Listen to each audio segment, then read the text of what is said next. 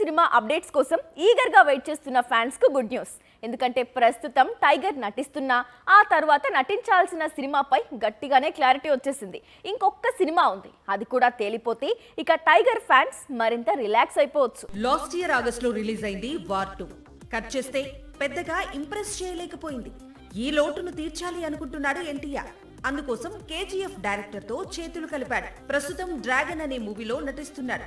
నిజానికి ఈ చిత్రం ఇదే ఏడాది జూన్ లో రిలీజ్ కావాల్సి ఉండగా ఇప్పుడు పోస్ట్ పోన్ అనౌన్స్మెంట్ కు దగ్గరలో ఉంది. ఇలా ఎందుకు అంటే 2027లోనే ఈ మూవీని రిలీజ్ చేసేందుకు ప్రశాంత్ నీల్ ప్లాన్ లో ఉన్నాడట. ఈ విషయాన్ని ఈ సినిమా మ్యూజిక్ డైరెక్టర్ రవి బ్రసూర్ చెప్పాడు. So NTR fans NTR cinema కోసం మరో ఏడాది వెయిట్ చేయాల్సిందే. సాక్షి టీవీ ప్రసారాలను నిలిపివేయడం చట్టరీత్యా నేరం. సాక్షి టీవీ ప్రసారాల కోసం మీ స్థానిక కేబుల్ ఆపరేటర్ని వెంటనే సంప్రదించండి. డిటిహెచ్లో, ఇంటర్నెట్లో కూడా సాక్షి టీవీ ప్రసారాలను వీక్షించవచ్చు.